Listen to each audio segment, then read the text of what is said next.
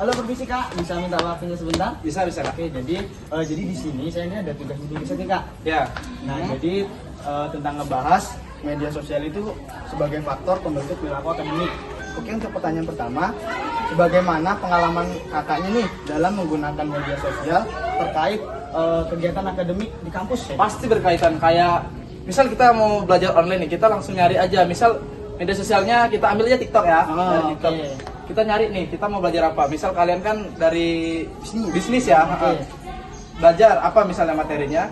Kita cari di TikTok, langsung ketemu. Jadi sangat berpengaruh. Boleh toh? Menurut kakaknya nih, sejauh mana sih media sosial mempengaruhi motivasi belajar kakaknya? Oh, jauh banget.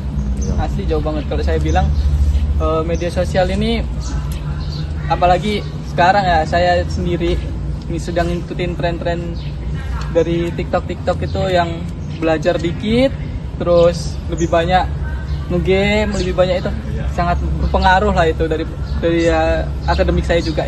Kita lanjut ke pertanyaan selanjutnya. Apakah penggunaan media sosial itu membantu atau justru mengganggu sih untuk kebiasaan belajar sepengalaman kakaknya? Juga dari kakaknya.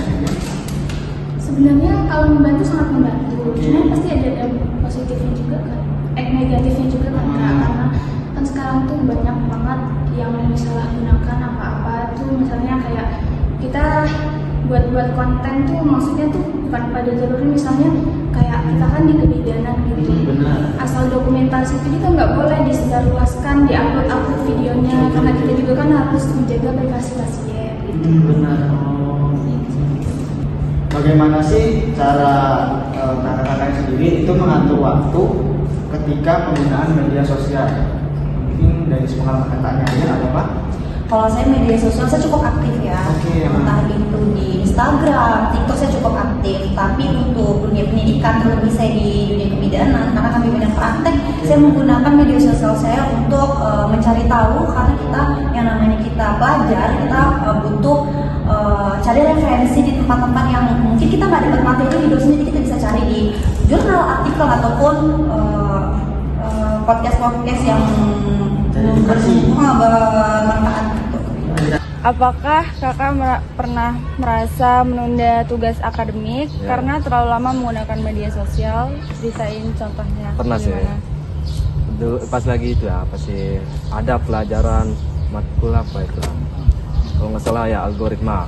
Di situ kan pagi sekitar jam 8 ingin presentasi, sedangkan malam itu saya belum sama sekali mengerjakannya karena saya terlalu ini fokus ke HP itu ngeliatin ini TikTok gitu kan, Instagram. Nah dari situlah Karena terlalu banyak menggunakan media sosial. menggunakan media sosial, jadi ya itu terganggu. Apa nih dari kakak sendiri untuk strateginya pribadi yang kakak gunakan untuk menghindari tadi hal-hal negatif dalam dunia media sosial? Kalau menurut saya strategi kedepannya, yang pertama ya, yang paling penting adalah kita sebagai mahasiswa cukup baik menggunakan media sosial, bisa memfilter.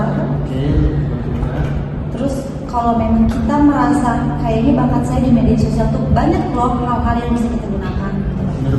Jadi nggak sekedar bikin TikTok posting.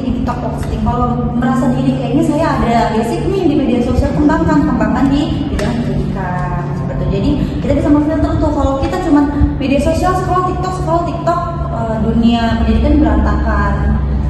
Jadi kayak ayo loh, banyak loh hal-hal yang positif yang ada di media sosial ini gitu. Kenapa sih cuma itu aja gitu?